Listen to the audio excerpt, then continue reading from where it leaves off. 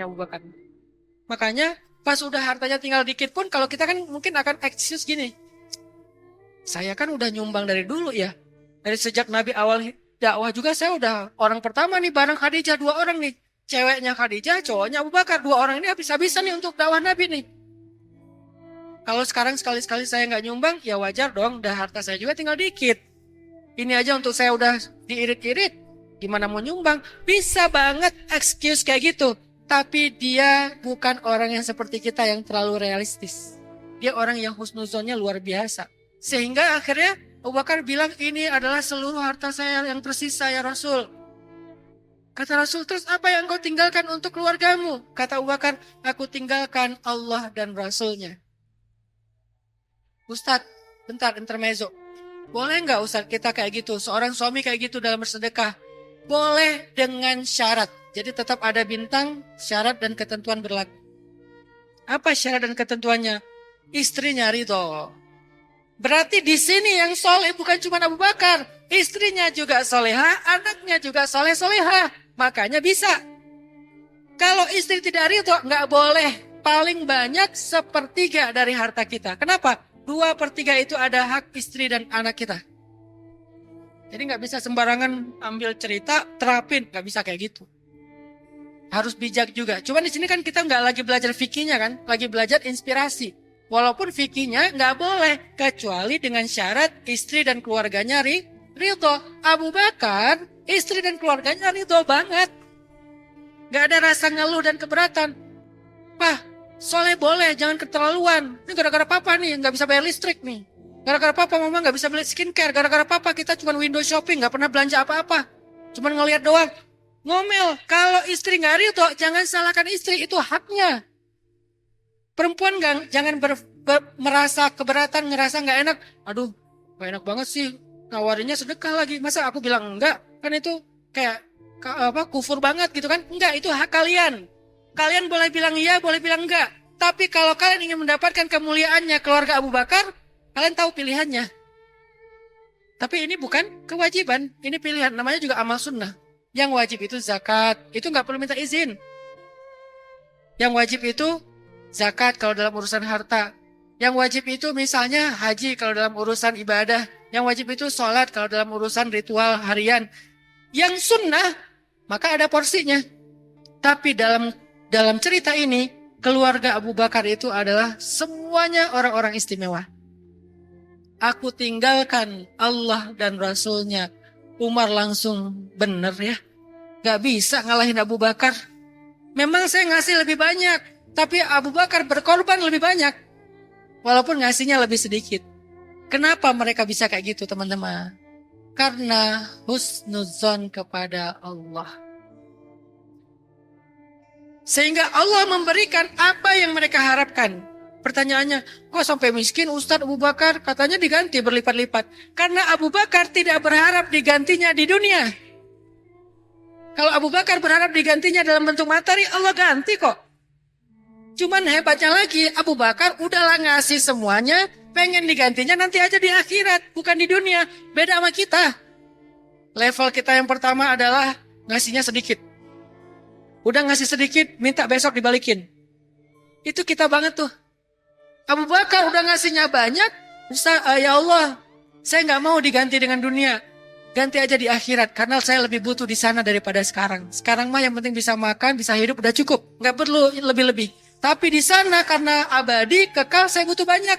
Please, jangan diganti sekarang. Kalau Abu Bakar berharap diberikan gantinya sekarang, Allah kasih. Ada yang bahkan nggak berharap aja Allah kasih sebagai ujian. Siapa dia? Abdurrahman bin Auf. Sedekahnya banyak.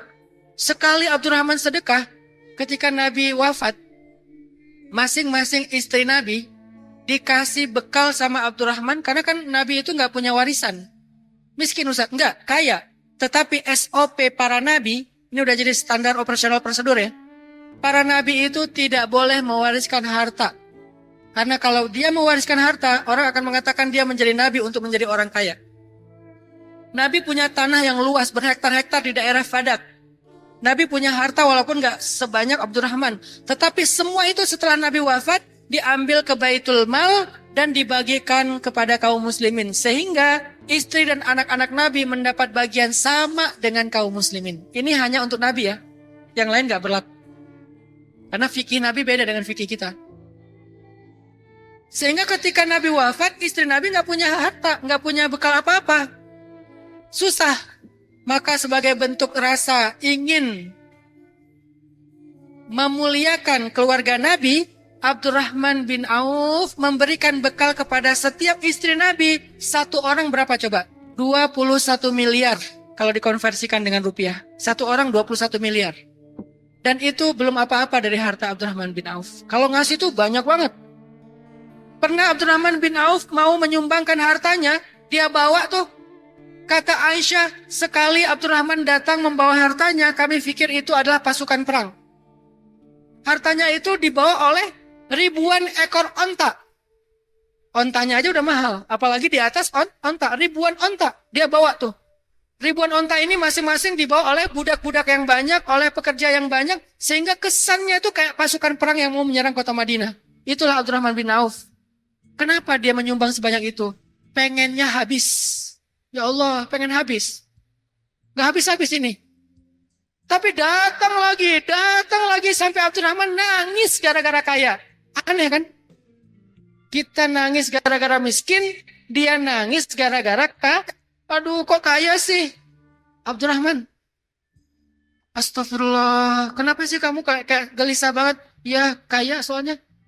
Kaya gelisah. Coba bayangin kelas kayak gitulah yang Allah kasih banyak. Kasih terus karena Allah tahu gak masalah buat dia. Kekayaan gak akan jadi ujian buat dia mah. Memang diuji tetapi gak akan jadi ujian. Habis lagi, sumbangin lagi. Sama kayak Utsman.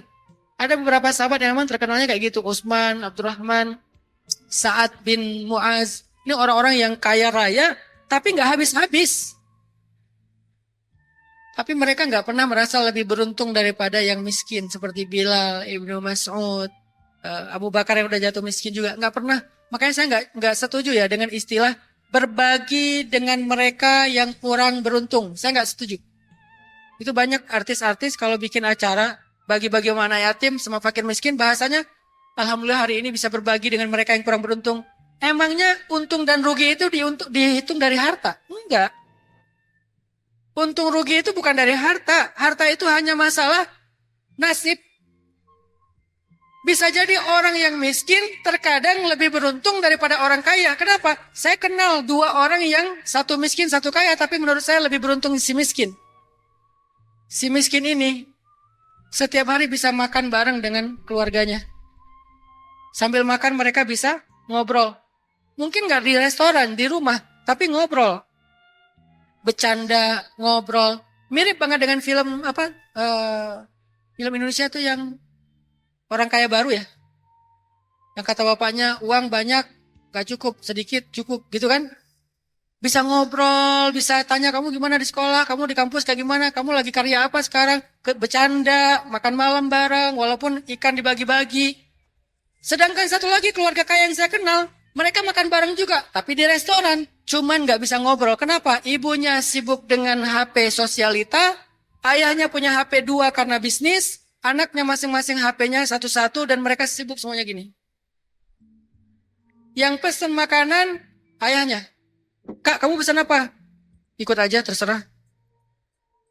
Ini lihat dulu menunya. Udah itu aja. Sibuk semuanya. Ini gak happy nih.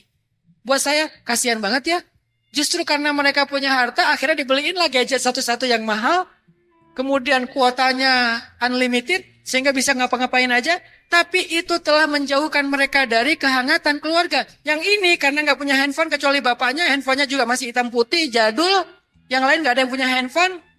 Akhirnya mereka punya kehangatan keluarga. Gak selalu yang beruntung itu yang punya harta lebih, teman-teman. Saya gak setuju dengan istilah berbagi dengan mereka yang kurang beruntung. Di situ ada semacam brainwash supaya kita lebih materialis. Enggak. Tapi berbagi dengan mereka yang membutuhkan, ya. Dan emang butuh kan? Kita butuh uang, kita butuh materi, kita butuh modal, ya butuh. Tapi bukan berarti kita yang memberikan lebih beruntung daripada mereka yang menerima. Makanya Abdurrahman bin Auf tidak pernah merasa lebih beruntung daripada Abu Bakar. Sehingga datanglah Abu Bakar ke rumah Abdurrahman bin Auf misalnya nanya, Abdurrahman, gimana sih cara sedekah biar berlipat harta kayak kamu? Aku sedekah tapi nggak berlipat harta. Sedekah aku habis aja udah, sekarang aku jadi orang miskin. Sementara kamu masuk sedekah dapat lagi. Rahasianya apa sih? Gak pernah Abu Bakar belajar itu dari Abdurrahman. Yang ada Abdurrahman datang ke Abu Bakar, ya Abu Bakar, gimana jadi orang kayak kamu? Yang Allah muliakan di langit, Allah muliakan di surga. Aku tuh gelisah, kenapa? Aku takut amalan soleh yang aku lakukan sedikit ini sudah Allah bayar di dunia dengan kekayaan yang berlimpah. Nanti aku gak dapat apa-apa di akhirat. Aku ingin jadi seperti kamu, wahai Abu Bakar.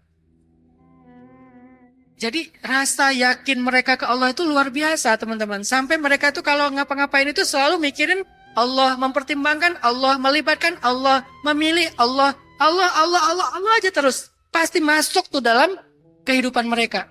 Dan bahkan prioritas. Nggak pernah Allah itu yang kesekian. Nanti aja kalau udah mentok. Formalitas doang, enggak. Benar-benar andalan. Husnuzonnya yang luar biasa. Makanya kita belajar. Angka berat kita tuh berapa sih? Mau nabung di langit. Saya nggak bilang dulu minjemin atau investasi atau berdagang. Nabung deh. Berapa sih angka berat kita? Angka berat saya 1 juta, Ustadz. Itu sepertiga, ya Ustadz. Karena jangan lebih dari sepertiga. Kalau lebih dari sepertiga harus dengan syarat dan ketentuan tadi. Oke, sepertiganya berapa? Nggak sepertiga juga sih Ustadz. Baru sekitar 5% misalnya. Oke, tapi berat. Kalau kita udah ngerasa berat, maka itulah angka kita belajar husnuzon. Ada yang beratnya 500 ribu, ada yang beratnya 100 ribu, ada yang beratnya 50 ribu. 50 ribu, aduh 1 lembar nih. Gede lagi lembarannya. Ini kalau dipakai belanja bisa 2 hari makan sekeluarga. Gimana ya? Ya udah deh, coba bismillah. Ada rasa berat tuh. Disitulah kita belajar husnuzon sama Allah. Belajar melihat keajaiban dari Allah. Selama kita bijak. Jangan semuanya dulu seperti Abu Bakar. Kita nggak mampu nanti. Malah nanti komplain. Karena Abu Bakar tidak berharap dibalikin di dunia. Kalau kita kan tadi. Ya Allah.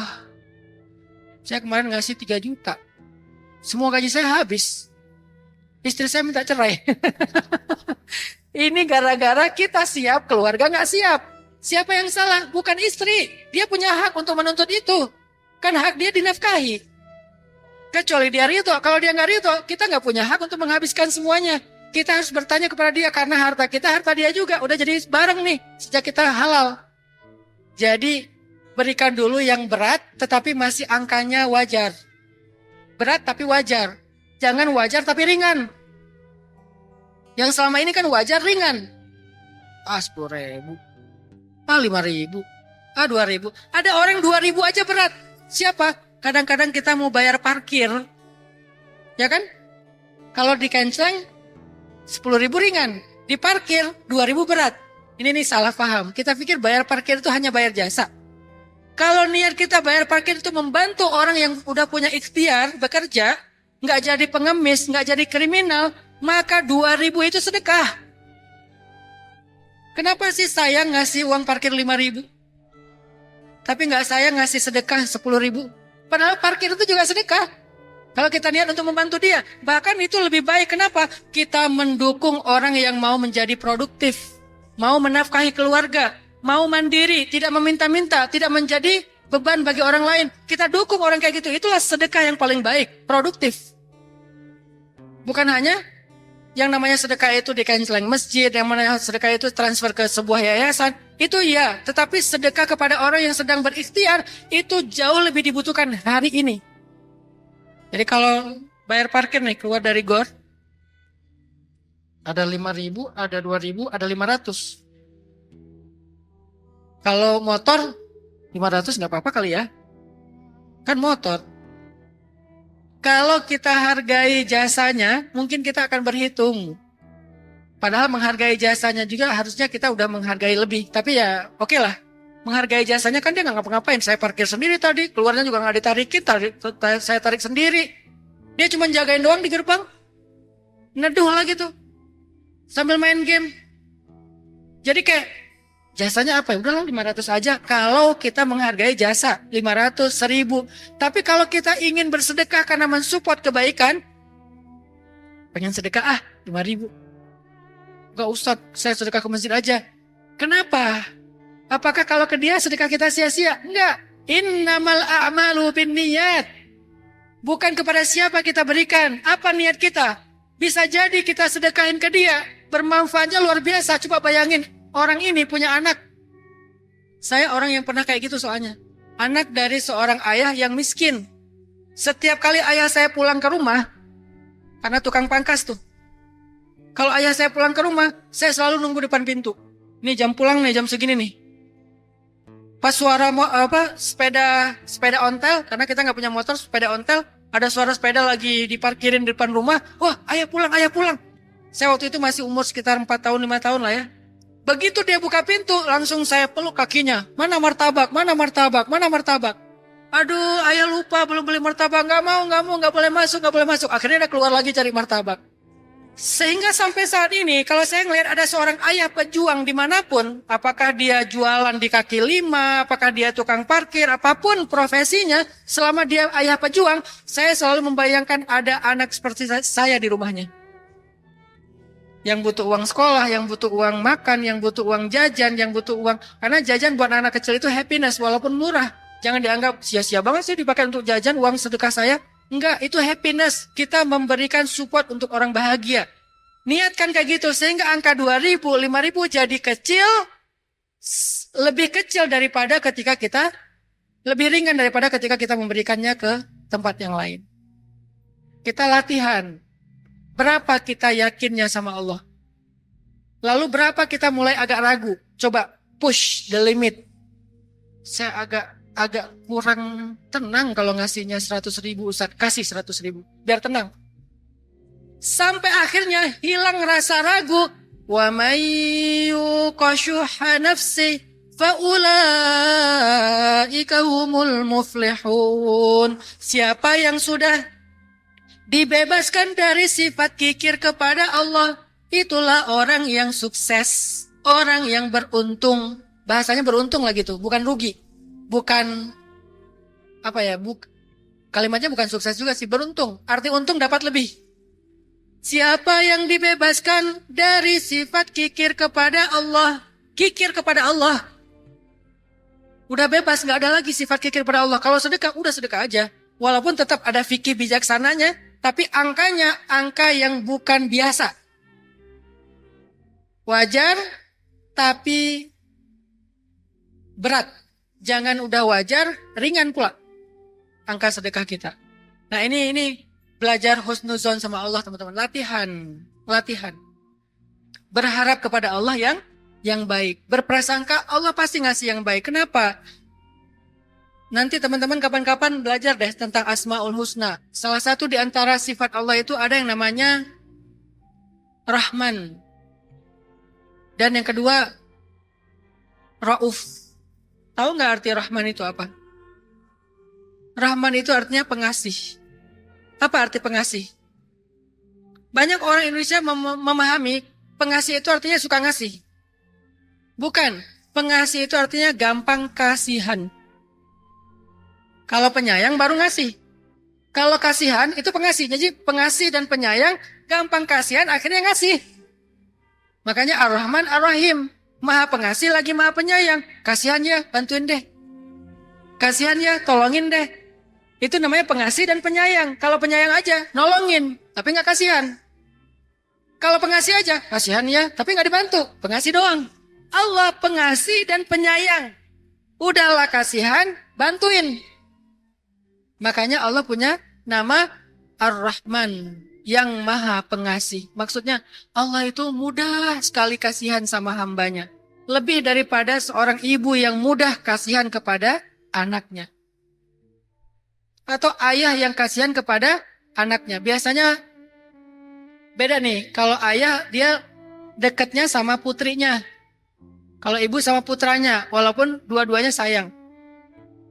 Kalau anaknya minta ini, aduh nggak tega ya, kasihan, ya udah kasih aja. Anaknya lagi tidur pulas, mau udah dibangunin, kasihan ya udah biarin aja dulu tidur sebentar lagi. Anaknya nangis, aduh kasihan ya nangis, ya udah kasih aja. Walaupun terkadang jadi nggak bijak, tetapi yang kita ambil di sini adalah betapa pengasihnya ayah dan ibu kepada anak-anak mereka. Saking kasihannya kepada anak, mereka rela berkorban supaya anaknya mendapatkan hidup yang layak. Coba kalau lagi hujan-hujanan naik motor sama ayah. Sementara di motor itu cuma ada satu jas hujan. Siapa yang memakai jas hujan? Ayah, Ustadz. Enggak, anaknya yang pakai jas hujan. Walaupun ayahnya kedinginan, walaupun ayahnya basah, nggak apa-apa. Yang penting anak itu hangat, yang penting anak nggak basah kedinginan. Itu ayah banget. Ibu apalagi? Di rumah makan, yang bagus-bagus dikasih ke anaknya, yang bagus-bagus kasih ke suaminya, ibunya sisa. Kenapa kok mau berkorban? Saking pengasih. Tapi tahukah kita, Allah jauh lebih pengasih daripada ayah dan ibu kepada anaknya. Jauh lebih pengasih. Jadi nggak mungkin Allah mau nyakitin kita tuh nggak mungkin. Allah tuh ngeprank kita tuh nggak mungkin. Allah itu kayak ngeledekin kita tuh nggak mungkin. Ngebiarin kita itu nggak mungkin. Nganggurin kita tuh nggak mungkin. Menyia-nyiakan kita tuh nggak mungkin. Membiarkan kita dalam keadaan susah tuh nggak mungkin. Membiarkan sebentar aja nggak mungkin. Kenapa? Sayang banget, kasihan banget Allah sama kita. Saking kasihannya Allah sama kita, ketika kita bikin dosa, kita belum ngetuk pintu langit, Allah udah buka pintu rahmat dan pintu ampunan. Allah panggil, Qul ya ibadiyalladzina asrafu ala anfusihim. Wahai hamba-hambaku yang banyak dosa, yang melakukan dosa sampai melampaui batas. Wahai hamba-hambaku, masih dipanggil dengan panggilan sayang walaupun kita dosanya banyak.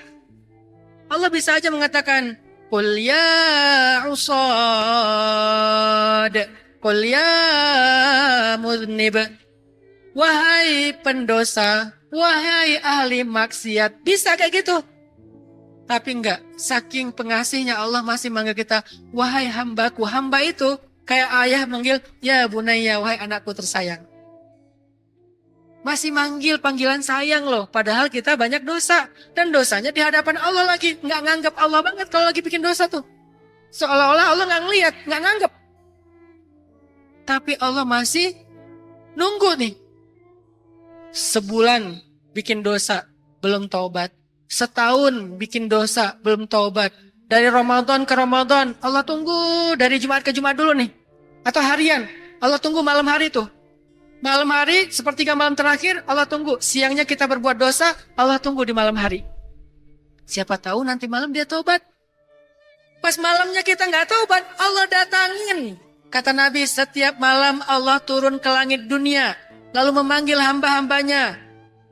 Hal min taib, wahai hamba-hambaku yang punya dosa, ada yang mau taubat? Aku udah ada di sini nih. Coba bayangin, yang butuh siapa sih?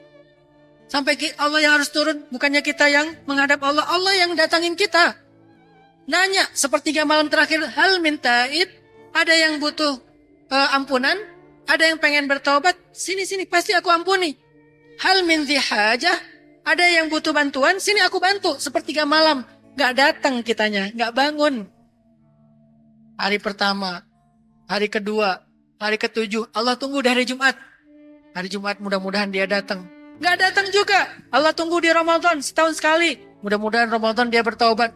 Karena momentumnya bagus nih. Vibes-nya dapat. Gak taubat juga. Ramadan dia malah ngewarung. Cari warung-warung yang terpalnya tertutup tapi di bawah banyak kaki. Ternyata di situ lagi nyiapin takjil.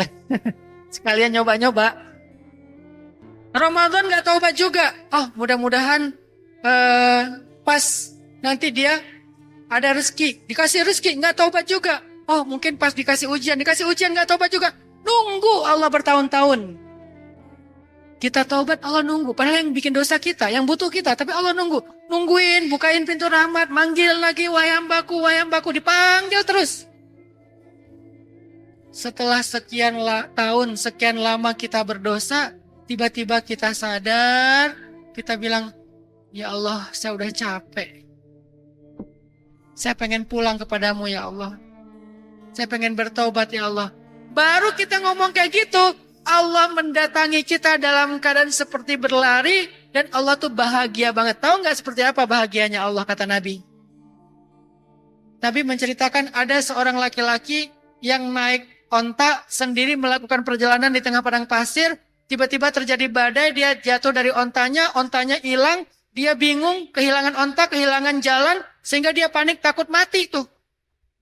Tapi setelah seharian dia nyari onta, nggak ketemu, sampai dia kemudian berputus asa, dia duduk, dia berbaring, dia nggak kuat lagi ngapa-ngapain. Tiba-tiba di hadapannya ada ontanya kembali dengan bekalnya. Seketika itu dia jingkrak, dia mengatakan, "Ya Allah, terima kasih, Engkaulah hambaku dan aku Tuhanmu." Dia ngomongnya kebalik. "Ya Allah, Engkaulah hambaku dan aku Tuhanmu," kata Nabi. Saking dia senangnya sampai dia bicaranya kebalik. Dia sebut Allah hambanya, dia Tuhannya. Sesungguhnya kata Nabi, Allah lebih senang daripada orang itu melihat hambanya bertaubat. Bayangin, senangnya Allah. Orang ini saking senangnya aja ngomong kebalik-balik. Allah lebih senang daripada orang ini ketika mengetahui ada hambanya yang pengen taubat. Jadi Allah tuh kasihan banget sama kita. Allah tuh gak mau menyiksa kita. Tetapi Allah sudah membuat sebuah hukum, sunnatullah. Yang berbuat dosa tidak bertobat, maka dia mendapatkan keadilan Allah, yaitu hukuman. Tapi sebelum Allah menghukum, Allah sudah memberikan sebanyak mungkin kesempatan untuk diampuni. Hukuman itu pilihan terakhir yang memang gak mau mengambil ampunan Allah sekalipun. Tapi kalau dia mau ngambil, dimudahin sama Allah. Cukup istighfar. Gak ada taubatnya Bani Israel yang harus bunuh diri. Bani Israel, taubat itu bunuh diri loh. Baru diterima. Kita, astagfirullahaladzim. Sekali aja cukup. Kenapa harus berkali-kali Ustaz? Bukan untuk diampuni. Kita beristighfar berkali-kali untuk membersihkan hati. Kalau untuk diampuni, sekali aja cukup. Jadi jangan salah paham ya. Katanya Allah baik. Kenapa istighfar harus 1000 kali? Harus 100 kali setiap hari? Memang gak cukup sekali? Cukup kalau untuk sekedar dapetin ampunan Allah. Sekali aja cukup. Tapi hati kita masih kotor. Ampunan dosanya sudah, tapi kotornya masih ada. Membersihkannya dengan banyakin istighfar, penyesalan. Biar hati kita bersih. Ngapain hati bersih Ustaz? Kalau hati kita kotor, susah dapat kebaikan dari Allah. Allah itu maha suci, tidak menerima kecuali yang suci. Tidak memberikan kepada kecuali tempat yang suci. Al-Quran gak masuk. Hidayah gak masuk. Rahmat gak masuk. Jadi banyakin istighfar supaya bersih. Bukan supaya diampuni. Kalau diampuni, sekali aja cukup. Asal istighfarnya dari hati. Begitu kita katakan, astagfirullahaladzim. Udah, Allah hapuskan semua dosanya. Sekali aja. Sisanya, astagfirullah. Istighfar yang kedua sampai yang kesekian ribu.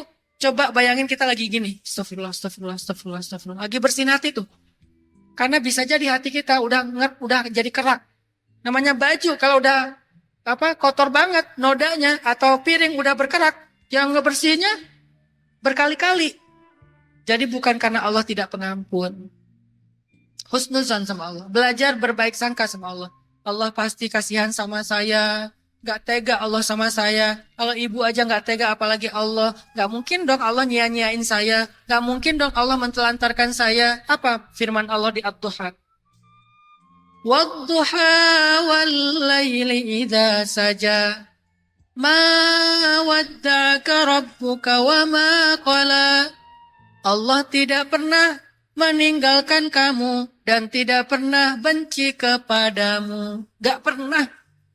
Allah gak pernah benci sama kita. Allah gak pernah ninggalin kita dalam keadaan terlantar. Gak pernah. Apa buktinya? Alam yajidka yatiman fa'awa wa wajadaka dhallan fahada wa wajadaka a'ilan fa'aghna.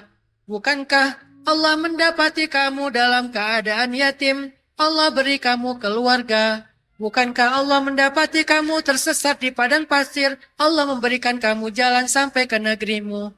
Bukankah Allah mendapati kamu dalam keadaan lapar? Allah mencukupkan rezeki untukmu. Allah gak pernah ninggalin kamu. Kita belajar itu dulu teman-teman. Gak usah yang lain-lain dulu. Husnuzon dulu sama Allah.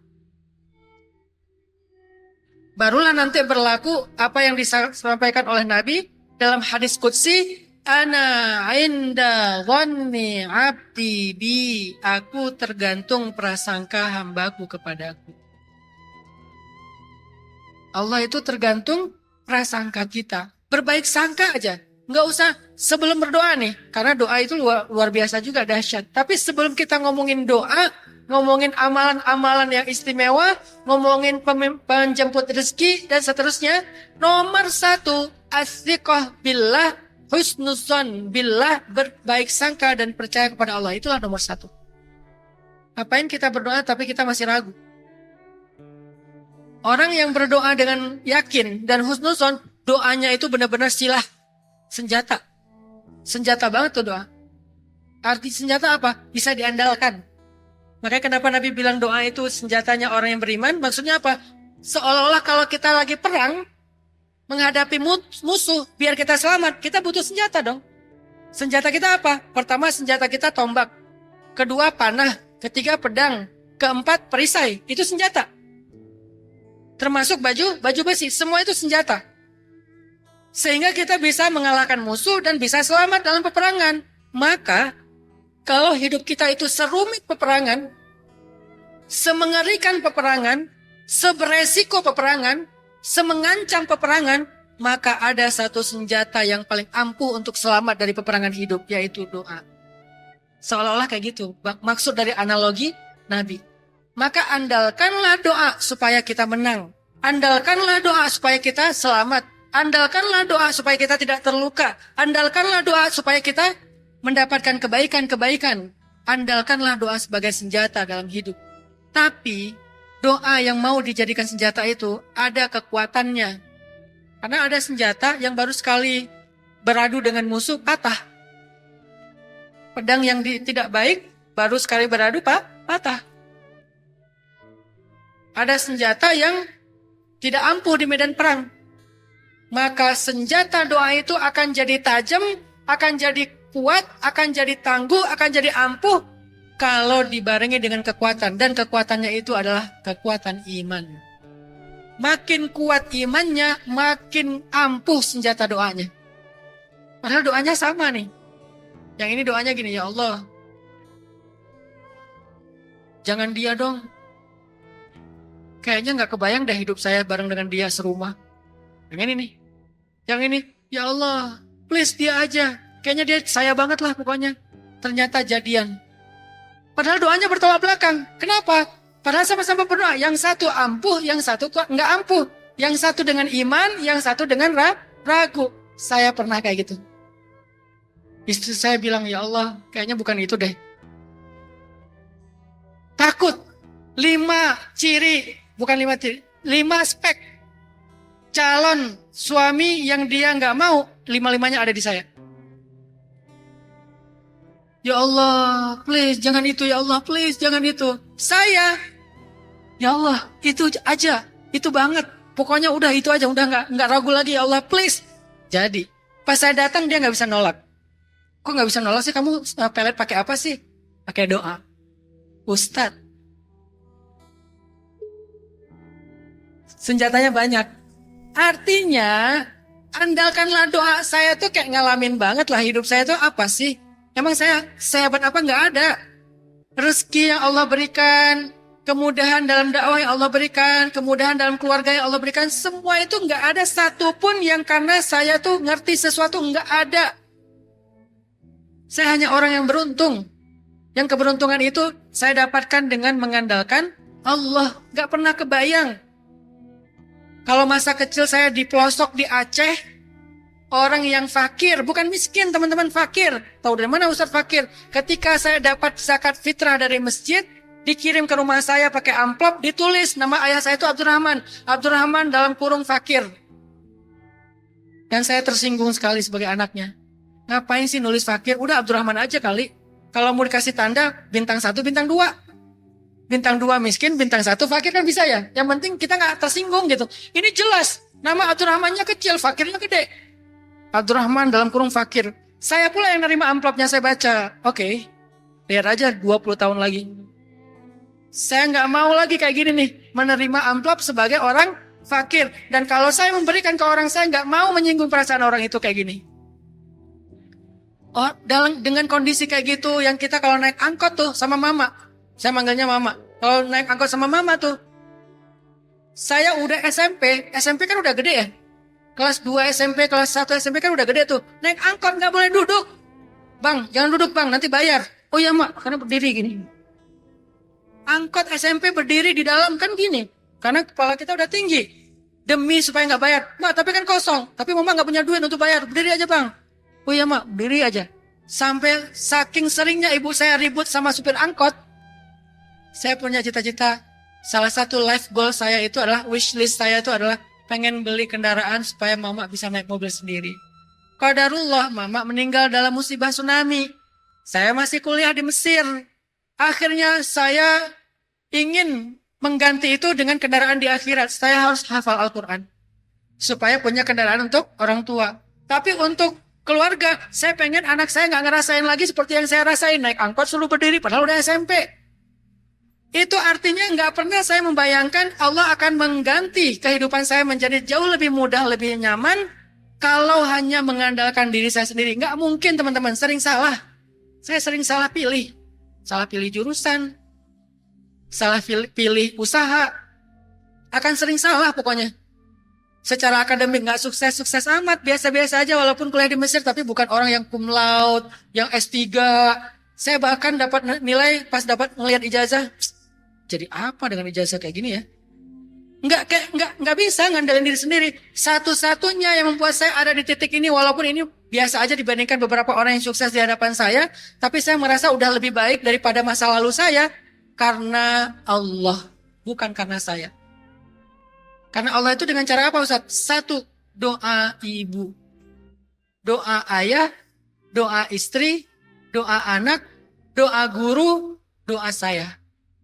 Doa saya itu yang kesekian. Nomor satu, doa ibu, doa ayah, doa istri. Makanya jangan berpikir ketika cowok-cowok sukses, itu karena kalian. Emangnya kalian bisa kayak gitu sebelum menikah? Kan enggak kan? Kalian bisa sukses setelah menikah, berarti ada yang beda nih. Apa bedanya? Dulu kalian berdoa sendiri. Bisa jadi doa kalian lama, sampai ke langit. Kenapa? Berat dengan dosa. Dan cenderung laki-laki lebih banyak dosa daripada perempuan. Sehingga akhirnya setelah menikah, kenapa kok mudah sekali rezeki, karir, jabatan, segala macam kok dimudahin? Karena ada yang diam-diam mendukung kalian, tidak secara langsung, tetapi di atas sajadah, yaitu doanya yang tidak ada hijab dengan Allah. Doa siapa? Ibu kita, ayah kita, istri kita, anak kita, guru kita. Baru yang keenam mungkin kalau nggak ada yang lain juga nih, kita. Intinya sih doa. Tetap aja doa. Makanya saya katakan doa itu emang dahsyat sih. Dengan syarat yakin. Yakin di dalam hati. Gak pernah terbayangkan saya kuliah di luar negeri, gak ada beasiswa, berangkat gak punya modal, gak bawa uang 1 rupiah pun bisa selamat. Sementara teman-teman saya, anak pengusaha, anak anggota dewan, anak pejabat, orang kaya, beasiswa, berangkat tenang mereka. Kalau nggak beasiswa, bapaknya ngirim. Tiap bulan dikirimin. Kalau dikirimin tuh mereka pergi ke ATM, saya ngeliatin mereka kalau pergi ke ATM. Kan ATM tinggal narik konversi dari rupiah ke pon Mesir ya. Mereka ngambil. Saya ngeliatin aja, enak ya. Mereka tiap bulan tuh ke ATM ngambil, ke ATM ngambil. Saya bukan dikirimin, ngirimin. Mending mana? Dikirimin atau ngirimin? Ngirimin. Artinya lebih dong. Mereka dikirimin, saya ngirimin. Saya setiap bulan nanya, Mak, butuh apa Mak? Udah mau Ramadan nih Bang. Kita di rumah selalu ngerepotin tetangga minta es batu. Mama kayaknya butuh kulkas yang kecil juga gak apa-apa. Ya udah Mak, berapa harga kulkas? Waktu itu 1.300.000. Kirim 1.300.000, beli kulkas. Mak butuh apa Mak? Gak enak setiap kamu telepon, Mama ngerepotin tetangga. Karena teleponnya ke rumah tetangga, dulu gak ada handphone. Bisa gak pasang telepon di rumah kita? Bulanannya berapa Mak? Ya sekitar 200.000 lah. Ya udah Mak, pasang aja. Pasang. Mak butuh apa Mak? Adik kamu tuh mau lulus, butuh biaya, udah 2 bulan gak bayar uang sekolah. Kenapa Mama gak ngomong? Gak enak kamu ngirim-ngirim terus. Ya udah kirim. Enak dikirimin atau ngirimin? Ya pasti enak ngirimin. Padahal berangkatnya saya sangat prihatin gak punya apa-apa. Dan yang lebih dahsyatnya lagi, saya berangkat sendiri gak punya modal, pulang bertiga. Yang kaya-kaya beasiswa berangkat sendiri, pulang sendiri. Kita yang susah berangkat sendiri, pulang bertiga. Sama siapa Ustaz? Sama istri dan anak. Nikah di sana, Allah karuniai anak, pulang bertiga. Jadi saya pikir, apa ya ini rahasianya ya? Kok gini ya? Ngandalin saya nggak banget deh. Udahlah nggak dapat beasiswa. Di sana juga biasa-biasa aja. Apa ya? Oh ternyata doa ibu, doa ayah yang tadi itu terakhir doa sendiri. Setelah menikah lebih dahsyat karena ada dua lagi yang berdoa, yaitu istri dan anak. Anak kita mungkin polos ya, namanya anak kecil gitu. Ya Allah, mudahkanlah pekerjaan Baba. Kan mereka manggilnya Baba. Mudahkanlah pekerjaan Baba. Tapi justru kepolosan itulah yang membuat doa mereka dahsyat karena mereka belum punya dosa. Kita nggak pernah sadar kan betapa anak kita itu mendukung kita. Jadi jangan sombong ngerasa ayah ini yang paling berjasa di rumah tangga ini. Ayah nyari nafkah siang dan malam bla bla bla bla bla. Sehingga ketika pulang ke rumah harus jadi raja. Dan seolah-olah semuanya rendah di mata kita. Padahal kita nggak akan ada di titik ini tanpa doa mereka yang sangat tulus. Terutama doa anak kita. Kenapa kita marahi dia? Kenapa kita sampai menyakiti dia? Kenapa kita sampai menyakiti bahkan menzolimi dia? Seperti kejadian-kejadian akhir-akhir ini bahkan membunuh anaknya sendiri. Kenapa? Karena ini orang udah gak belajar iman lagi. Udah gak belajar agama lagi. Udah gak belajar bijaksana. Yang muncul hanyalah hawa nafsu dan amarah. Hanya gara-gara gak bisa membiayai anaknya khitan, dipotong kemaluannya. Hanya gara-gara anaknya minta jajan, dibunuh. Balik lagi, kita belajar husnuzon sama Allah. Maka semuanya bisa mulai berubah teman-teman. Awal dari perubahan hidup kita, coba perbaiki dulu hubungan kita dengan langit. Terakhir, ada satu quote dari para ulama. Yang mudah-mudahan ini bisa kita catat jadi kayak guidance kita, life hacks kita, quote dalam hidup kita. Kata para ulama, man aslaha ma bainahu wa bainallah, aslahallah ma bainahu wa bainan nas. Artinya, siapa yang memperbaiki hubungan antara dia dengan Allah, Allah akan memperbaiki hubungan dan urusan antara dia dengan manusia. Jadi awal dari segala kebaikan di dalam hidup kita, perbaiki dulu hubungan kita dengan Allah. Pikiran kita, keyakinan kita, ibadah kita. Siapa yang memperbaiki urusan antara dia dengan Allah, Allah perbaiki urusan antara dia dengan manusia. Siapa yang memperbaiki hubungan dia dengan Allah, Allah perbaiki hubungan dia dengan manusia. Itu quote pertama. Dan quote yang kedua, man aslaha sariratahu, aslahallahu ala niyatahu. Siapa yang memperbaiki yang tidak tampak, yaitu iman hati, maka Allah akan memperbaiki yang tampak.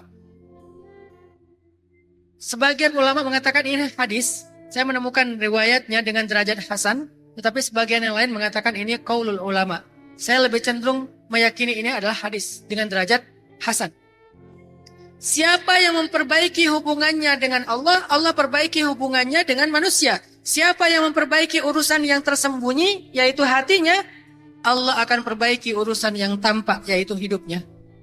Mudah-mudahan kita bisa memperbaiki yang tersembunyi, yaitu pikiran kita, perasaan kita, yakin kita. Insya Allah, Allah akan memperbaiki kehidupan kita, pekerjaan kita, rumah tangga kita, karir kita, dan segala sesuatu dalam urusan hidup kita, insya Allah. Itu saja yang bisa saya sampaikan, sekedar booster dan sharing semangat. Mudah-mudahan ini bisa menambah iman, karena tujuan kita duduk dalam majelis ilmu bukan untuk menghakimi orang lain, bukan untuk jadi orang yang galak setelah berhijrah, bukan untuk dapat kaca pembesar menemukan aib orang, tetapi tujuan kita duduk dalam majelis ilmu untuk nambah iman dan dapat cermin untuk memperbaiki diri sendiri. Billahi taufiq wal hidayah. Barakallahu li walakum. Wassalamualaikum warahmatullahi wabarakatuh. Waalaikumsalam warahmatullahi wabarakatuh. Barakallahu fiik, jazakallahu khair kepada guru kita Ustaz Ataki. Ini sedikit Ustaz sebelum nanti ditutup dengan doa dan juga muhasabah. Ini ada beberapa pertanyaan yang saya nanti ditutup dengan doa dan juga muhamanat dari teman-teman di Banjarbaru Ustaz. Sebenarnya tadi Ustaz sudah menjawab pertanyaan karena ini sudah saya compile pertanyaannya. Ini seputaran jodoh semua Ustadz ya. Masya Allah. Ikhwan. Ikhwan dan Ahwat, Galuh sama Anang sama aja kalau di sini ya. Gimana supaya tips dapat jodoh. Kan hari ini temanya bagaimana mengetuk pintu langit, Ustadz. Ini ada nggak tips untuk mengetuk pintu hatinya si dia gitu ya. Kemudian juga Ustadz, ini jodoh lagi dan jodoh lagi. Dan ini mungkin pertanyaan yang selanjutnya, Ustadz, selain jodoh yang sudah saya compile adalah ini, Ustadz, saya ingin bertanya. Ini kan sekarang banyak sekali sosial media di Instagram, di TikTok. Ini banyak sekali influencer yang mengajak buat beramal soleh gitu, Ustaz. Mengajarkan kayak misalnya tips untuk berbuat baik atau lain sebagainya. Ini apakah kita boleh mengamalkan apa yang selebtok atau selebgram itu share, sementara mereka tuh bukan ulama, bukan guru, dan nggak ada basic agamanya. Mungkin ada yang mau terakhir disampaikan sama Ustaz Anantaki. Baik Kak Buni, pertanyaan yang kedua dulu, karena ini penting biar nggak salah paham. Nabi pernah bilang, ambillah kebaikan walaupun keluar dari mulut seorang budak Habasyah. Ambillah kebaikan walaupun dia keluar dari mulut seorang budak Habasyah. Kayak Bilal, kayak Warokoh dan seterusnya. Bukan Warokoh, siapa? Ada orang-orang yang jadi budak-budaknya orang Arab Mekah dari Habasyah yang dianggap hina, yang dianggap rendah, yang nggak didengar ucapannya. Tapi kalau itu kebaikan, kata Nabi, ambil. Walaupun dari budak. Apalagi dari orang merdeka. Apalagi dari orang yang baik. Ada niat baik untuk men-share kebaikan. Ambil kalau itu kebaikan. Tapi kalau kita ragu, ini benar nggak ya? Maka pakai ayat yang lain. Fas'alu ahla dzikri in kuntum la ta'lamun. Tanya ke ulama kalau kalian tidak mengerti, kan gitu kan? Kalau kita yakin ini sebuah kebenaran dan kebaikan yang umum, misalnya ngajak sholat, kan nggak mungkin lagi kita nanya, benar nggak ya ini pertanyaan ajakannya? Ya iyalah, ngajak sholat, ngajak sedekah, ngajak bantu orang lain, kan itu umum ya. Kebaikan-kebaikan umum, cuman dengan bahasa yang kadang-kadang membuat kita ngeklik gitu. How to say-nya yang beda, tapi substansinya sama. Kebaikan yang kita semua yakin itu adalah benar. Maka terimalah, walaupun dari mulut budak Habasyah. Tapi kalau dia ngajak kepada sesuatu yang secara fikih kita agak-agak ragu nih, gampang, tanya kepada ulama. Kalau kata ulama benar, ya udah ikuti. Sesederhana itu. Jadi ada ungkapan, jangan lihat apa yang dikatakan, jangan lihat siapa yang mengatakan. Itu kan ungkapan lama ya. Ternyata masih berlaku sih kayak gitu juga. Kemudian pertanyaan pertama, gimana cara ngetuk pintu hati dia? Kita tidak akan pernah bisa mengetuk pintu hati seseorang. Karena hati seseorang itu ada di dalam jemarinya Allah. Berarti yang bisa mengetuk pintu hati seseorang hanyalah Allah. Sehingga kalau kita ingin hatinya terketuk, ketuklah pintu langit. Nanti Allah yang akan mengetuk pintu hatinya. Jadi jangan caper kepada orangnya, caperlah kepada pemilik hatinya. Caper ke orangnya gimana? Pura-pura WA nyasar. Sering nge-like like pertama di postingannya, komen pertama, nge-repost rutin istiqomah. Kalau ngechat, emotikonnya banyak. Kata-katanya itu hurufnya double-double. Makasih sampai 100. Kenapa? Karena caper. Pengen dia terketuk pintu hatinya dengan capernya kita. Lewat teks, lewat gambar, lewat suara, lewat ekspresi, lewat tingkah laku. Main basket. Tadinya biasa aja. Main futsal. Tadinya biasa aja. Pas dia lewat langsung, wah ngegolin. Padahal gawang sendiri. Saking capernya. Saking capernya tuh pengen perform yang terbaik, performance terbaik. Saking capernya. Sekarang kita ralat ya. Jangan caper kepada dia, tapi caperlah kepada pemilik hatinya. Kenapa? Karena kita nggak akan pernah bisa mengetuk hati seseorang. Hati orang itu ada di antara jemarinya Allah, kata Nabi. Maka hanya Allah yang bisa mengetuk hatinya. Caranya, caperlah ke Allah. Cara caper ke Allah gimana? Bukan ngirim emoticon. Bukan ngirim WA dengan I yang banyak. Bukan dengan overacting. Cara caper ke Allah, perbaiki hubungan dengan Allah. Balik lagi ke life hacks tadi. Siapa yang memperbaiki hubungan dengan Allah, Allah perbaiki hubungan dengan manusia. Aku pengen dapat hubungan baik dengan dia. Baikin dulu pemiliknya. Aku pengen dia berkesan sama aku. Bikin dulu berkesan pemiliknya. Aku pengen dekat sama dia. Dekati dulu pemiliknya. Pemiliknya bukan ayahnya, bukan ibunya, tetapi Robnya. Karena bisa jadi ayah ibunya justru yang menghalangi kita ya. Tapi kalau Allah sudah mendukung kita, nggak ada yang bisa menghalangi. Belajar dari siapa jomblonya sahabat? Julaibib. Belajar dari Ali dan Fatimah, cinta dalam diam. Mereka semuanya mengandalkan Allah, tidak mengandalkan caper-caperan. Itu cara mengetuk hati si dia. Caperlah ke langit. Gimana cara caper yang lebih konkret, Ustaz? Lagi ngecengin nih. Ngecengin apa? Lagi PDKT. Lagi nargetin. Wah, itu tuh. Yang duduk di pojok misalnya. Pojok mana entah, nggak tahu. Yang duduk di pojok. Ya Allah, pengen ngetuk hatinya. Pengen buat dia berkesan. Pengen dekat sama dia. Oh, caranya caper ke langit, dekat sama langit. Mulai sekarang saya akan perbaiki ibadah saya. Sholat, wah ribuan rakaat. Oh. Wah terus saja sholatnya. Banyakin sholat sunnah. Terutama sholat sunnah muqayyad. Tahajud, duha, ba'diyah, qabliyah. Kalau masih ngerasa kurang dengan yang muqayyad, tambah yang mutlak. Sholat mutlak itu tidak ada batas rakaat. Berapa aja. Tapi beresin dulu yang muqayyad. 20 rakaat, 100 rakaat, 200 rakaat. Banyakin, caper. Atraktif ke langit. Zikir. Lagi di motor. Lagi di mobil. Full zikir. Kenapa? Lagi caper ke langit. Baru kemudian ungkapin perasaan kita. Ke siapa? Ke langit. Bukan ke dia. Jangan mengungkapkan perasaan ke dia. Kalau ditolak, hina. Kecuali kita yakin diterima ya.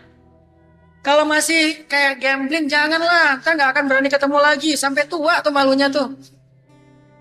Mending pastiin dulu lah. Pastiin dulu. Makanya kita ungkapin perasaannya ke langit.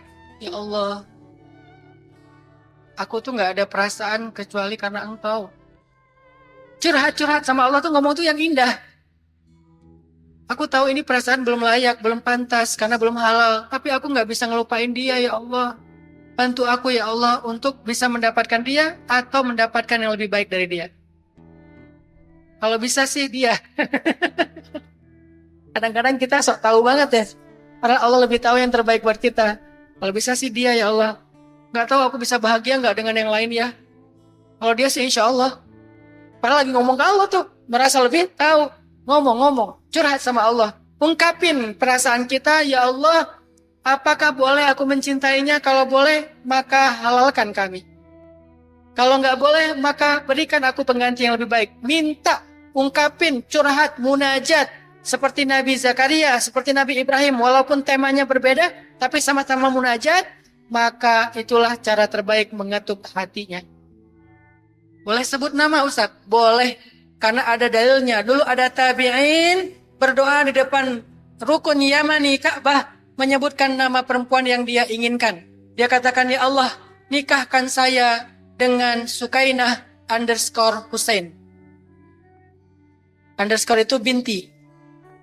Sukainah bintu Husain. Ya Allah, nikahkan saya dengan Sukainah _ Husain. Selang setahun kemudian, dia menikah dengan @Sukainah _ Husain. Siapa itu Sukainah? Perempuan cantik dari Irak. Yang banyak laki-laki ingin menjadi suami bagi perempuan ini. Tapi dia doanya depan Ka'bah. Makanya mumpung masih muda umroh. Umroh itu bukan ibadah orang tua. Orang tua udah gak banyak maunya. Udah pasrah-pasrah aja. Tinggal nunggu. Nunggu cucu ya.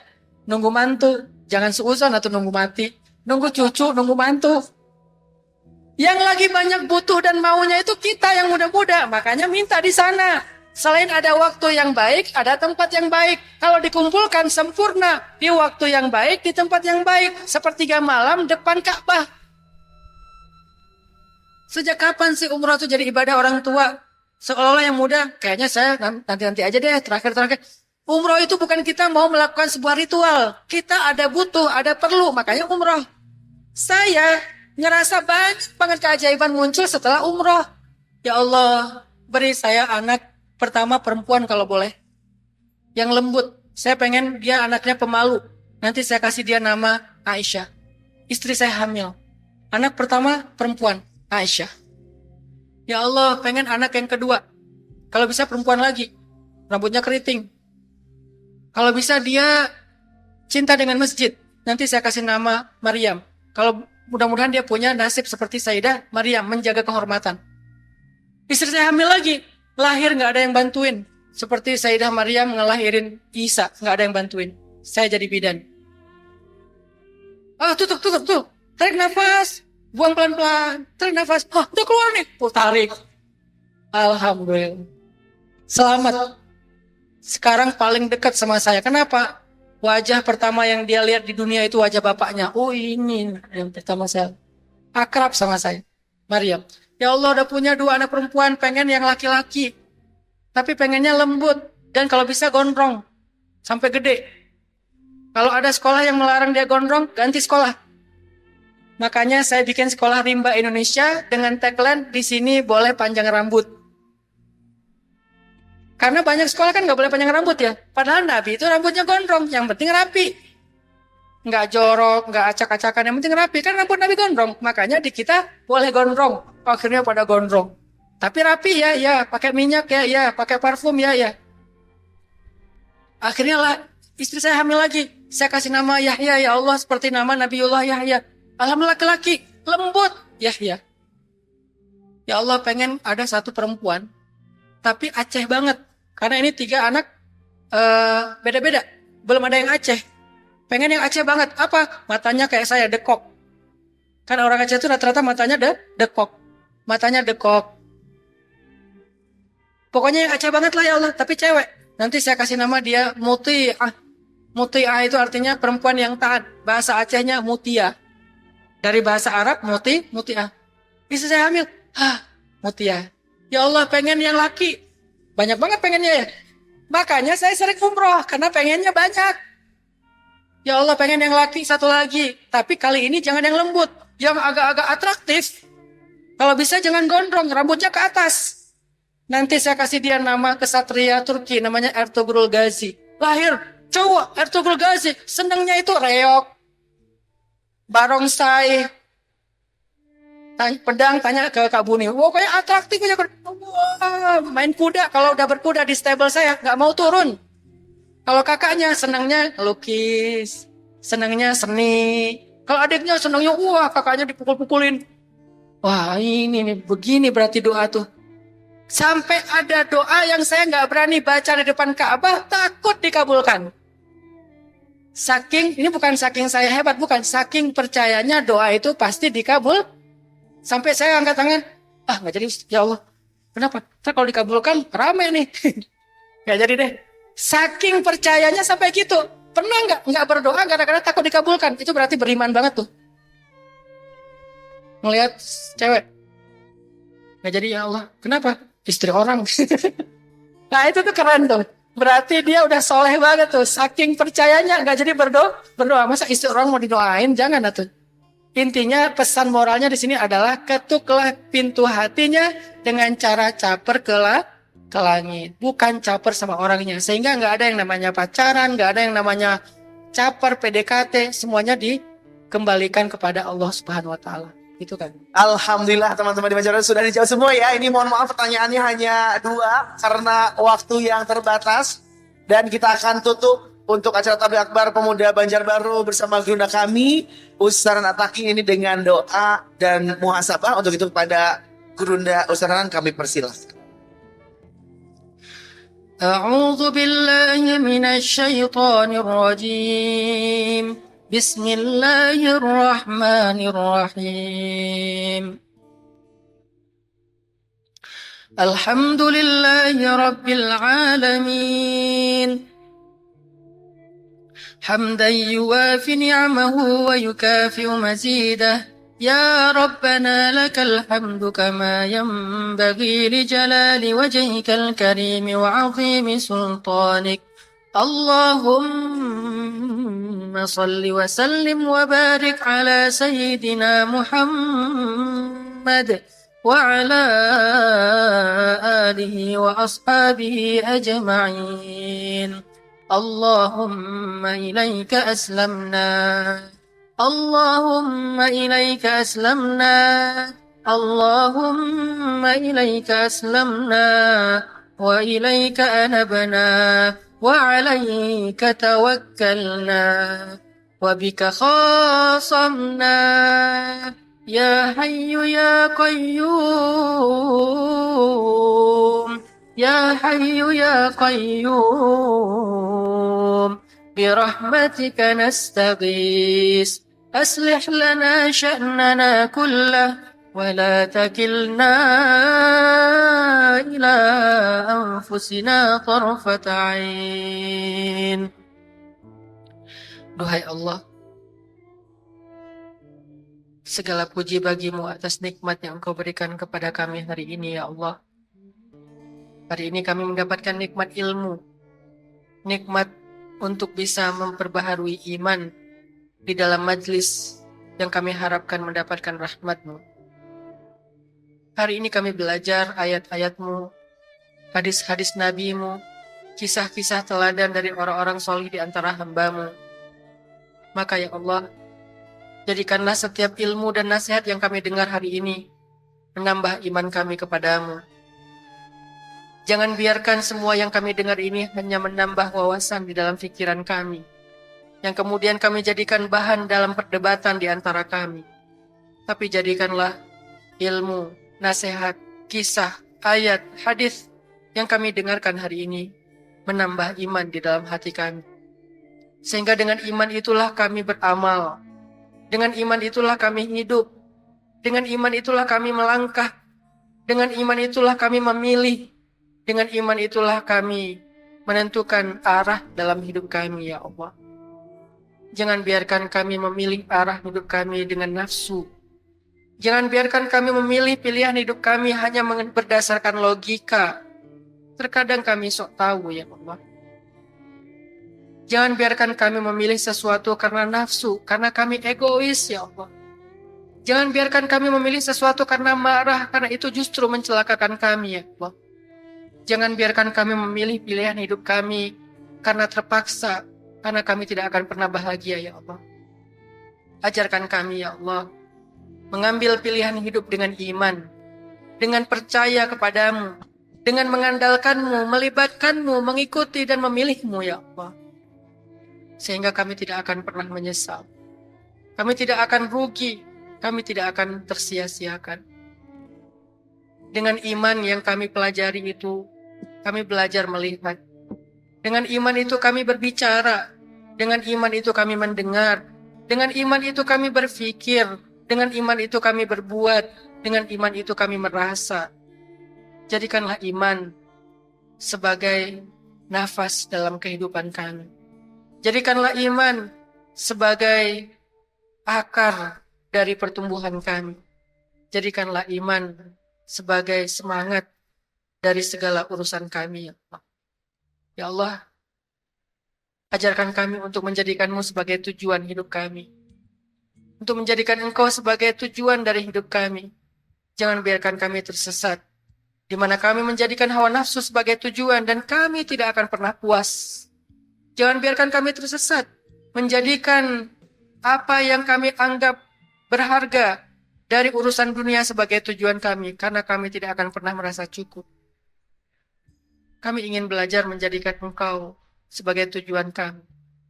Akhirat sebagai tempat pulang kami. Surga sebagai harapan terbesar kami. Ampunan-Mu sebagai kemenangan kami ya Allah. Ajarkan kami iman ya Allah, agar kami bisa menjalankan syariat-Mu. Rabbana atina fid dunya hasanah wa fil akhirati hasanah wa qina adzabannar. Alhamdulillah.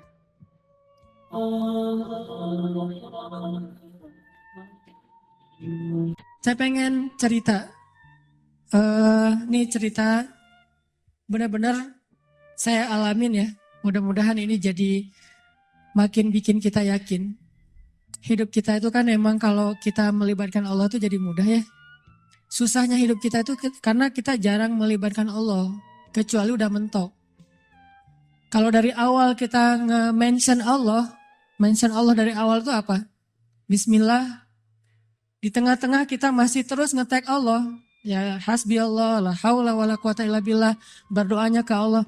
Kalau kita ngelibatin Allah dari awal dalam hidup kita, pertama Allah akan kuatkan hati kita, kedua Allah akan bereskan urusan kita. Dan itu bukan cuma terjadi kepada Imam Ahmad bin Hambal yang saya pernah cerita. Bukan cuma pernah terjadi kepada Uwais Al-Qarani, tabi'in yang pernah saya cerita. Tapi juga terjadi kepada 3 teman saya. Yang satu anak Batam namanya Agi, anak skateboard. Satu lagi anak Jakarta model namanya Agi. Satu lagi driver ojek online di Bandung. Ini 3-tiganya nih baru saya alami sekitar beberapa waktu yang lalu. Kalau yang ojek online sekitar sebulan yang lalu. Kalau yang Agi baru 2 minggu yang lalu saya ngalamin. Apa ceritanya? Melibatkan Allah dalam semua harapan kita. Agi, anak Jakarta ini, pernah ikut kajian saya kayak gini di salah satu masjid di Maruya, di Kebun Jeruk, Jakarta. Terus pas ikut kajian itu dia bilang gini, ya Allah, saya pengen banget ketemu Ustadz Hanan langsung, tapi jangan di taklim, karena agak susah, terlalu rame. Saya pengen ketemu berdua dalam suasana yang lebih nyaman. Kabulkanlah ya Allah, gitu. Selang seminggu kemudian setelah selesai acara itu, alhamdulillah qadarullah ombaknya lagi bagus di laut. Kan saya suka mantengin ombak tuh. Ada website namanya Surf Forecast kan. Forecast buat surfing. Jadi tahu ombaknya lagi berapa, seberapa baiknya untuk pakai untuk berselancar. Ombaknya lagi bagus nih. Ombaknya 2,5 meter, 2,5 meter. Terus anginnya pas gitu. Pergilah saya ke laut, daerah Jawa Barat namanya Batu Karas, spot surfing. Saya pergi ke sana nih. Agi yang tadinya di Jakarta, ternyata memang dia orang Batu Karas, tinggalnya di Jakarta. Jarang banget pulang ke Batu Karas. Nah, seminggu kemudian setelah talim, dia sakit. Badannya nggak enak. Biasanya kalau cuma panas dingin, dia akan tinggal di kos-kosan. Tapi kali ini kangen pengen pulang kampung. Kenapa ya saya pengen pulang kampung? Kenapa ya ke Imam Ahmad bin Hambal gitu kan? Kenapa ya saya pengen pulang kampung? Akhirnya dia putuskan pulang ke Batu Karas. Dan sampai di Batu Karas, hari pertama dia sampai ke rumah, temannya ngajak ke pantai, kita mandi yuk, kita berenang yuk gitu kata temannya. Yuk, padahal lagi nggak enak badan tuh, diajak berenang dia mau. Berenang kalau orang sana berarti surfing, diajak surfing dia mau. Datang ke pantai, saya lagi duduk di pantai, lagi persiapan nih mau turun ke air, lagi duduk santai gitu pagi-pagi sambil ngopi dulu, sambil nggak jelas ya ngelamun tentang masa lalu. Jadi lagi duduk dulu nih di pantai nih, sambil ditaruh dengan papan biar nggak kena matahari. Dan ke pantai masih takut hitam, padahal udah hitam. Tiba-tiba Agi datang ngeliat dari jauh, nih kayak kenal nih siapa ya? Kayak pernah lihat, tapi biasanya kan penampilannya beda nih, udah namanya orang lagi di pantai. Datanglah. Pas udah dekat dia bilang, Ustadz Hanan ya? Saya ngeliat, ya kenapa? Saya jemaah Ustadz Hanan di Meruya, Kebun Jeruk minggu yang lalu. Oh iya, Kebun Jeruk minggu lalu memang ada taklim. Udah kenalan dia bilang, Ustadz, minggu lalu saya baru berdoa nih. Ya Allah saya pengen ketemu Ustadz Hanan langsung bukan di taklim. Biar bisa santai banyak ngobrol. Berikanlah saya apa yang saya harapin. Dia istighfar, dia sholawat, dia doa. Nggak sampai bertahun-tahun, cuma selang seminggu. Qadarullah Allah bikin skenario, ada ombak, saya datang, dia sakit, dia datang, akhirnya ketemu di pantai, ngobrol, jadinya saya seharian cuma ngobrol doang, gak sempat surfing. Terus aja ngobrol, curhat, dia live IG gitu, aduh, jadi ngobrol sama dia, alhamdulillah dikasih gelang batu sama dia, nih Ustadz hadiah gelang batu untuk Ustadz, alhamdulillah ya udah saya pakai. Intinya adalah, coba, cuma seminggu doang tuh. Dia minta ke Allah, dia melibatkan Allah, akhirnya Allah kabulkan. Bisa nggak kita dalam waktu seminggu halal dengan cara berdoa ke Allah? Ya Allah, saya lihat dia kemarin di masjid. Masjid apa ini Teh? Baitur Rahman. Cuma saya nggak berani menyapa. Saya menyapa dia lewat engkau saja ya Allah. Kalau kita yakin dan tembakan kita itu udah jago tadi, jawid imanak tujawid qira'atak, kata Teh Hanin tadi. Kuatkan, jagokan diri kamu dalam yakin ke Allah, makin jawid, makin jawad, makin bagus, maka insya Allah akan kena panahan kita. Ada orang mana tadi nggak kena sama sekali, ada orang yang di jarak yang sama langsung kena. Kenapa? Udah jawid, imannya udah mantep, udah yakin gitu. Dan yakin dalam bahasa memanah tadi udah profesional. Nanti insya Allah tiba-tiba entah gimana caranya nggak usah cari tahu. Karena saya juga sama Teh Hanin yang cerita tadi, kita Teh Hanin maksudnya nggak mencari saya, ada saya mah mencari. Teh Hanin nggak mencari, saya sama sekali kita nggak kenal, dia nggak kenal saya. Pas ketemu di tempat kibdah emang ada sedikit trik yang saya lakuin gitu kan, biar bisa namanya ikhtiar gitu kan. Dan dengarkan ceritanya, nah gitu deh pokoknya. Yang jelas nggak usah berharap kepada Allah tergantung cara. Berharaplah kepada Allah karena kita yakin kepada Allah. Cara Allah yang bikin. Ini Agi nih. Yang kedua, driver online. Driver ojek online. Saya waktu itu ada rapat di Pemuda Hijrah. Namanya Masjid Pemuda Hijrah itu Al-Latif. Ada rapat di Al-Latif. Dan saya lagi malas nyetir, akhirnya naik ojek online. Pergilah ke Masjid Al-Latif. Dari pagi, zuhur saya ngimamin di masjid. Cuman pakai baju biasa. Terus asar juga ngimamin. Pas sudah selesai asar, saya mau pulang, saya order lagi nih ojek online. Saya order, ada yang ngambil. Ngambil, saya naik ojek, di tengah jalan dia nanya, "Mas, sering sholat di masjid itu?" kata dia. "Lumayan," saya bilang. "Ya itu masjid ramai banget ya, kalau taklim ramai banget tuh, penuh dengan anak muda." "Ya alhamdulillah," saya bilang. Terus dia bilang lagi, "Ada tuh di situ tuh imam muda, bacanya bagus banget, orang Aceh. Siapa ya namanya?" Saya bilang Muzammil. "Oh ya Muzammil." "Oh ya, kenal sama dia?" "Ya lumayan," saya bilang. Dari tadi lumayan aja semuanya. Oh, Mas suka ikut talim juga di situ?" "Kadang-kadang," saya bilang. Dia nggak ngeh sama sekali. Lama-lama dia mulai curiga, dia nanya, "Apa tadi ada kegiatan apa?" "Enggak, cuma ada rapat aja sama teman-teman." "Teman-teman DKM maksudnya?" "Iya." "Mas tadi ngimamin sholat zuhur ya?" kata dia. "Iya," kata saya. Mulai curiga kan dia. "Asar juga?" "Iya." "Oh, Mas namanya siapa?" "Hanan." "Hah? Hanan yang mana nih?" kata dia. Mulai kaget dia kan, mulai panik gitu. Saya bilang, "Hanan Ataki." Langsung oleng tuh motor tuh. Masya Allah, dia kaget sendiri. Dan itu olengnya tuh langsung berhenti pas lampu merah pula. Dia heboh sendiri di lampu merah, bayangin. Ya Allah, Masya Allah. Alhamdulillah, Ustadz tahu nggak? Ternyata ini Ustadz Ataki. Ntar dulu saya lihat ke belakang, benar nggak nih? "Oh iya benar," gitu. Dari tadi kayak Ustadz nggak ngomong-ngomong. Kata dia, "Ustadz tahu nggak, sebulan ini saya selalu beristighfar, berdoa, sholawat. Ya Allah, saya pengen banget ketemu sama itu tuh satu lagi gurunya Muzammil yang ceramahnya suka di YouTube katanya. Ustadz Hanan Ataki, saya pengen ketemu beliau tapi susah kalau di taklim. Pengen berduaan, jangan pas rame-rame." Ternyata berduaannya di atas ojek, coba. Dan itu demi Allah kisah nyata teman-teman terjadi. Jadi Imam Ahmad yang pernah kita dengar ceritanya bukan cuma terjadi di Basrah, terjadi juga di Indonesia, terjadi di Jakarta, di Bandung, Surabaya, di Kediri, di mana-mana kalau kita melibatkan sebegitu mudahnya. Padahal dua orang ini saya kira bukan ulama, bukan orang yang mungkin hijrahnya udah lama, baru juga hijrah. Tapi kenapa diperlakukan oleh Allah semudah itu?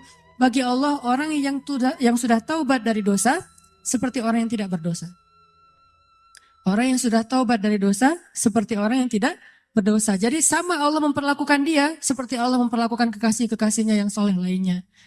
Jadi jangan pesimis, jangan putus asa. Kalau kita melibatkan Allah, kita akan dikuatkan. Tenang aja, udah tetap la tahzan innallaha ma'ana. Yang terakhir tadi kisah AG. AG ini anak skateboard dari Batam. Dia itu kerja di sebuah perusahaan swasta di Batam, IO gitu. Dia pertama dapat hidayah itu dengerin istrinya dengar booster di YouTube. "Mah dengerin apa tuh booster? Ini ada Ustadz katanya juga senang main skate walaupun gak bisa sih, cuma senang nemenin doang." "Oh Mana karena dia senang memang anak skate jadi ngelihat gitu. Oh ini ustadznya, coba dengerin lagi. Oh kirain tadi cewek. Biasalah kayak gitu Maya. Gak tau jenggotan gini. Udah gitu, oh gimana coba dengerin. Dengerin, nangis. Selama ini dia udah belasan tahun gak sholat. Jangankan sholat sendiri. Jangan sholat ke masjid. Sholat sendiri aja gak pernah. Bahkan sholat Idul Fitri aja gak pernah. Kan kalau kita minimal sholat Idul Fitri ya, setahun 2 kali lah ya. Walaupun masbuk itu juga. Kenapa masbuk? Kebiasaan kalau Jumatan datangnya kalau khutbahnya udah selesai. Dan Idul Fitri Idul Adha mah khutbahnya selesai sholat. Wah masih khutbah ntar aja deh kalau udah selesai. Begitu datang orang udah pada pulang. Loh kok gak sholat sih? Sholat Idul Fitri itu sebelum khutbah. Ini salah dia. Dia gak pernah sholat sama sekali. Tapi tiba-tiba nangis jadi kayak sadar dapat hidayah gitu. Tapi saya pikir emang bukan cuma dia yang dapat hidayah dengerin booster. Saya juga dengerin booster diri sendiri kayak dapat hidayah gitu. Oh benar juga ya kata Ustadz ini. Kok saya dapat hidayah? Kata saya sendiri tuh. Kan ada ceramah saya misalnya sebutlah Allah itu maha baik, Allah segala macam. Saya pas dengar, ya Ustadz itu benar juga dia ngomonginnya tuh. Akhirnya saya dapat hidayah dari diri sendiri. Dia dapat hidayah. Setelah dia dapat hidayah, diam-diam dia sholat. Dia wudhu, gak mau ketahuan sama keluarganya. Dia tutup pintu, dia sholat di dalam kamar. Jarang-jarang kamarnya dikunci. Pas istrinya mau ngeliat ke dalam rumah, dalam kamar, diketok-ketok kok gak dibukain. Pas udah selesai dia sholat langsung buka-buka pura-pura tadi ketiduran gitu. Dia gak mau ketahuan lagi sholat. Setelah sholat dia berdoa, ya Allah Ustadz itu udah bikin saya sadar. Saya pengen banget ketemu beliau, beri saya jalan ya Allah. Hari dia berdoa, besoknya dia ketemu dengan atasannya. Dia bilang, Pak boleh saya minta izin. Padahal dia jatah cutinya udah habis tuh, nggak ada dapat jatah cuti lagi. Atasannya nanya, izin kemana? Saya mau ketemu ustadz saya di Bandung. Ini orangnya, saya dengar booster dari dia, jadi saya sadar. Oh ya udah, kamu cuti sesuka kamu deh, kata atasannya. Dimudahin, butuh uang saku, dikasih uang saku, berangkat dia ke Bandung. Dan dia datang ke hari Rabu, taklim saya yang rutin di Bandung itu yang di Masjid TSB, Trans Studio. Ketemu langsung dengan saya dan alhamdulillah Ustadz, mudah banget ya kalau kita menuju ke Allah. Yang susah itu kalau kita menjauh dari Allah. Tapi kalau menuju ke Allah, dipermudah, banyak banget urusan yang dipermudah. Saya malah dapat uang saku, saya malah dapat kayak bonus dari atasan saya. Keluarga saya alhamdulillah sekarang jadi lebih baik setelah saya berhijrah. Dan saya pengen ketemu dengan Ustadz, dimudahin banget. Ini lihat bukti. Bukan karena saya orang soleh, enggak. Kesolehan kita hanya Allah yang tahu. Tapi karena kita yakin sama Allah. Karena kita melibatkan Allah. Terus kenapa galau, kenapa khawatir, kenapa enggak tenang? Kalau kita bisa melibatkan yang maha kuasa dalam segala urusan kita. Jadi itu teman-teman, coba buktiin deh. Kalau teman-teman yang lain di tempat yang tadi saya ceritain udah membuktikan, kita pasti bisa lebih dari itu. Bukan hanya ketemu Ustadz, tapi juga ketemu dengan pasangan kita, menemukan rezeki yang halal untuk kita, apapun kebaikan. Tinggal, ya Allah, saya pengen nikah, beri saya jalan. Udah gitu, lihat keajaiban terjadi dalam hidup kita. Kalau enggak juga, enggak ada sia-sianya berdoa kepada Allah. Makanya saya bilang kalau berdoa tuh jangan yang tanggung, yang mantap sekalian. Ya Allah, kalau mobil ya Allah saya pengen Alphard. Penghasilan kita kecil, tapi pengennya Alphard. Emang sia-sia? Enggak. Kalau enggak dikasih Alphard di dunia, dikasih Alphard di akhirat. Kan Allah pasti mengabulkan doa kan? Pasti itu. Kalau enggak dikabulkan di dunia, dikabulkan di akhirat. Bangun dari kubur tiba-tiba lewat Alphard berhenti depan kita. Ini mobil siapa? Ayo kita ke Padang Mahsyar lewat pakai Alphard gitu. Udah ada drivernya. Mereknya bukan Toyota tapi mereknya Cahaya. Merek baru nih. Belum dijual di Indonesia. Mereknya Cahaya. Kendaraan Cahaya yang lebih nyaman adalah Alphard. Jalan ke Padang Mahsyar. Kenapa saya dapat kendaraan ini ya Allah? Karena dulu kamu pengen banget punya mobil Alphard di dunia. Tapi aku tidak memberikannya di dunia karena itu tidak baik untuk kamu. Tapi aku berikan di akhirat. Apa sia-sianya berdoa kepada Allah? Jadi tetap ar-raja ilallah, berharapnya hanya ke Allah. Dan itulah obat untuk segala kegalauan.